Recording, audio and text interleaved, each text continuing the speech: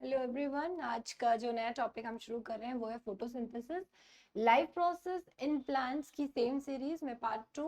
आज हम पढ़ेंगे फोटोसिंथेसिस क्या है। तो चलिए में देख लेते हैं कि ये फोटोसिंथेसिस होता क्या है और किस तरह से ये वर्क करता है और इसकी रिक्वायरमेंट क्या होती है। तो the basic of the photosynthesis, first come the question. इस पूरे वीडियो में हम लोग लर्न करेंगे कि क्या फोटोसिंथेसिस का प्रोसेस है, कैसे फोटोसिंथेसिस वर्क करता है और क्या इंपॉर्टेंस है फोटोसिंथेसिस की। जब हम किसी चीज को पढ़ने जा रहे हैं, जैसे मैंने बोल ही दिया कि आज हम फोटोसिंथेसिस पढ़ेंगे, तो फिर हमारे दिमाग में क्वेश्चन आता है कि फोटोसिंथेसिस होता क्या है। तो अगर मैं फोटोसिंथेसिस वर्ड को फिर से 2 पार्ट्स में अगर डिवाइड करके दिखाऊं आपको, तो ये कुछ ऐसे टूटेगा।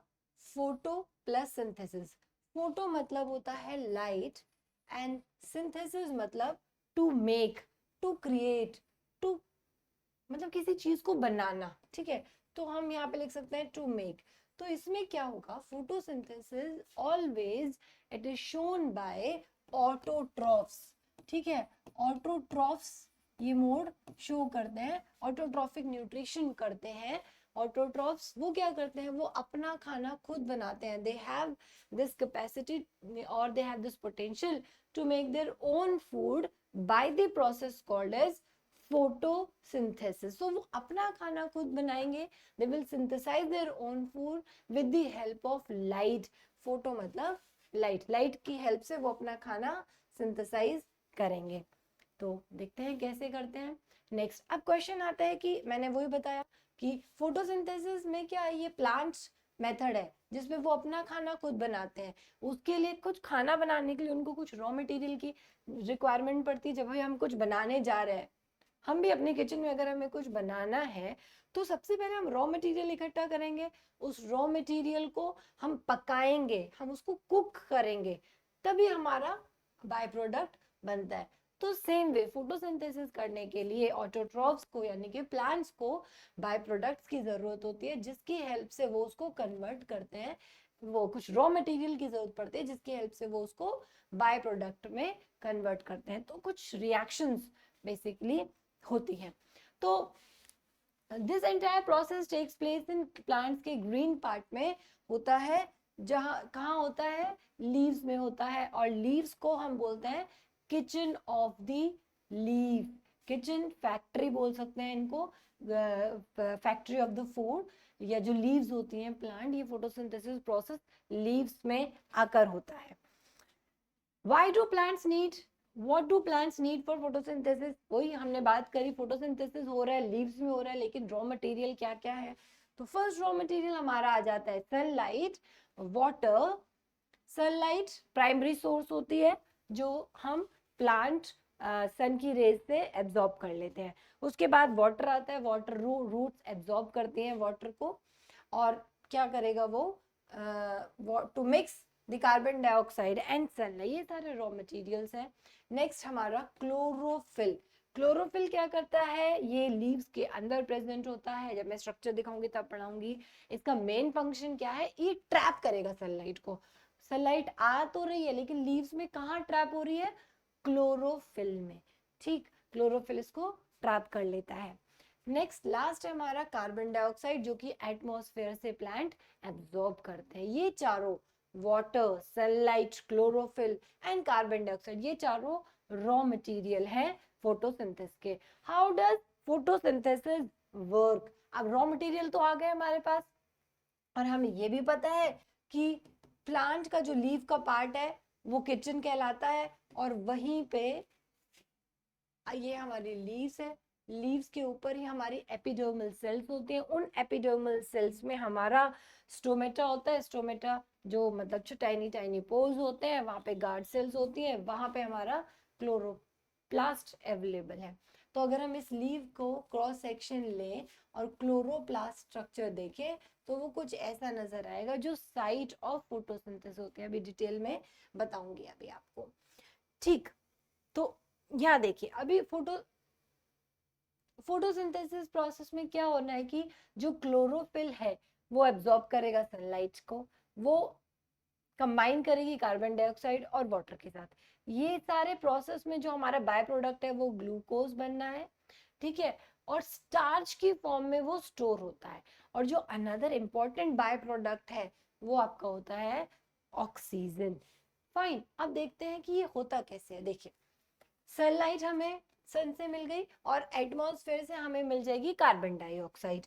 वाटर जो है वो रूट एब्जॉर्ब कर रही है नीचे से, रूट ने वाटर एब्जॉर्ब किया, एटमॉस्फेयर से कार्बन डाइऑक्साइड मिल गई ये, और सनरेज आ गई। अब ये सनलाइट लीव्स पे क्लोरोप्लास्ट एक नाम की ऑर्गेनेली होती है, वो इसको स्टोर कर लेती है।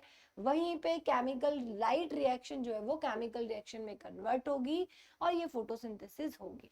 तो देखो कैसे होते हैं, यहाँ पे कार्बन एटमॉस्फेयर से कार्बन डाइऑक्साइड मिलते हैं वाटर मॉलिक्यूल के साथ, क्लोरोफिल और सनलाइट की प्रेजेंस में ये चारों रॉ मटेरियल मिलकर ग्लूकोज बनाएंगे, वाटर मॉलिक्यूल और ऑक्सीजन हमारी रिलीज हो जाएगी। तो फोटोसिंथेसिस में बेसिकली 3 मेन स्टेप्स आते हैं। सबसे पहले एब्जॉर्प्शन ऑफ सोलर एनर्जी, जो कि आपका क्लोरोफिल करेगा, ठीक, लीव्स के अंदर प्रेजेंट होता है। अब इसका स्ट्रक्चर आपको भी दिखा दूंगी। सबसे पहले क्लोरोफिल क्या करने वाला है, वो सोलर एनर्जी को ट्रैप कर लेगा, ट्रैप हो गई।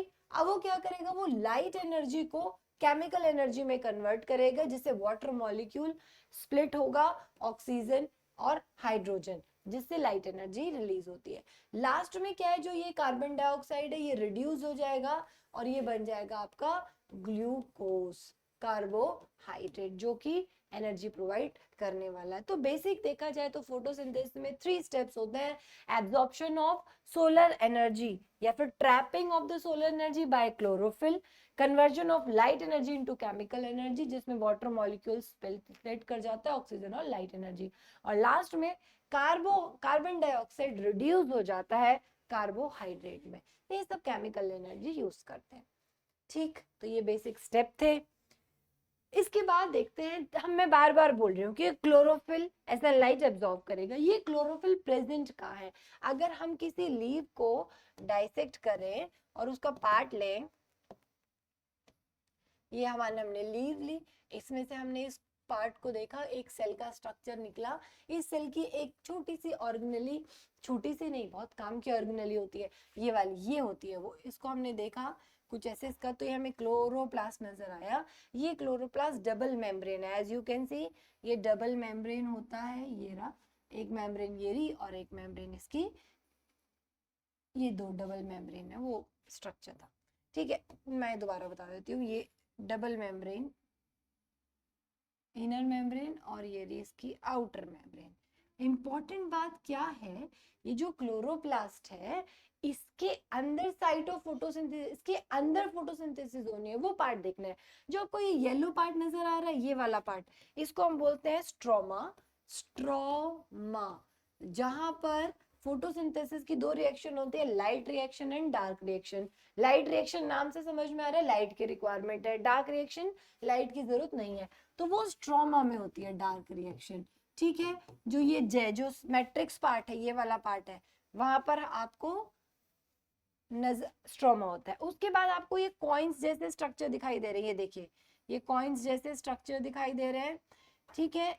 इस पूरे स्टेक को अगर हम इस कॉइन बाय कॉइन ऊपर ऊपर रखते चले जाए, मैं यहाँ पे आपको ड्रॉ करके दिखाऊं, डिस्क लाइक स्ट्रक्चर, इनको एक के ऊपर एक रख दूं, तो इनको बोलते हैं हम ग्रेनम, ये बोलते हैं हम ग्रेनम। और इसमें जो एक डिस्क है, सिंगल डिस्क की बात करूं, इस सिंगल डिस्क की बात करूं, तो इस डिस्क को हम बोलते हैं थाइलेकॉइड। एक डिस्क को हम बोलते हैं, क्या बोलते हैं, थाइलेकॉइड।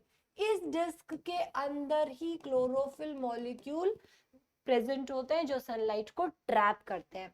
दोबारा देखते हैं इसको, ये लीफ को हमने डाइसेक्ट करके सेल की एक ऑर्गेनेली, जिसको हम क्लोरोप्लास्ट कहते हैं, बिगेस्ट ऑर्गेनेली होती है, ग्रीन प्लांट की डबल मेम्ब्रेन होती है, इसके अंदर मैट्रिक्स फिल होती है जिसको हम स्ट्रोमा कहते हैं, जहां डार्क रिएक्शन होगी, ठीक। और इसके अंदर आपको अगर ये कॉइन लाइक स्ट्रक्चर दिखाई दे रहे हो, ये कॉइन लाइक स्ट्रक्चर आप देख पा रहे हैं, इन एक कॉइन को बोलते हैं थाइलेकॉइड, और जब डिस्क उस कॉइन को या डिस्क को एक बाय वन का एक के ऊपर एक रखते चले जाए, will make a stack that is called as granum. और उस स्टैक के हर एक थाइलेकॉइड में क्लोरोफिल के मॉलिक्यूल्स प्रेजेंट होते हैं जहां पर फोटोसिंथेसिस होती है। तो आप देखिए कितने सारे स्टैक्स हैं, हर स्टैक्स में कितने थाइलेकॉइड है, तो कितनी सारी फोटोसिंथेसिस होगी, कितना सारा फूड बनेगा, कितनी एनर्जी एब्जॉर्ब होगी, कितना ग्लूकोज या फिर स्टार्च प्लांट काम करने के लिए स्टोर करते हैं। तो ये था हमारा क्लोरोप्लास्ट का स्ट्रक्चर जहां पर फोटोसिंथेसिस होती है। नेक्स्ट, ठीक, अब जो जो ये स्ट्रक्चर आप देखते हैं, ये स्टोमेटा होता है। लीव्स के ऊपर टाइनी पोर्स प्रेजेंट होते हैं, बहुत छोटे छोटे पोर्स होते हैं जिनको हम स्टोमेटा कहते हैं। ठीक,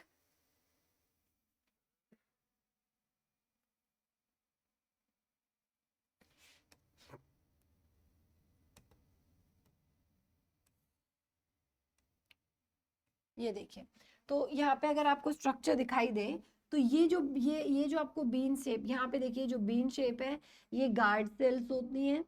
ठीक, इनके अंदर इन गार्ड सेल्स लीफ लीफ के आप लोअर सरफेस पे बहुत छोटे छोटे पोर्स होते हैं। उन पोर्स को अगर हम देखें तो वो कुछ ऐसा नजर आएगा। दो गार्ड सेल्स होती हैं, गार्ड सेल्स की सेल वॉल है, ये स्ट्रक्चर गार्ड सेल है, ये बड़ा सा इनके अंदर वैक्यूल है, और ये जो ग्रीन ग्रीन आप देख रहे हैं ये होते हैं क्लोरोप्लास्ट। यहीं पर आपको क्लोरोफिल एब्जॉर्ब होगी। इन स्टोमेटा के गार्ड सेल का क्या हुआ, एक्सचेंज ऑफ गैसेस, जो कार्बन डाइऑक्साइड ली है और जो ऑक्सीजन रिलीज करनी है वो इनके थ्रू होगी, ओपनिंग एंड क्लोजिंग के थ्रू। ठीक है, तो ये गार्ड सेल ओपन करते हैं, क्लोज करते हैं, CO2 ले लेते हैं और O2 रिलीज कर देते हैं। ये बेसिकली इनका स्ट्रक्चर होता है।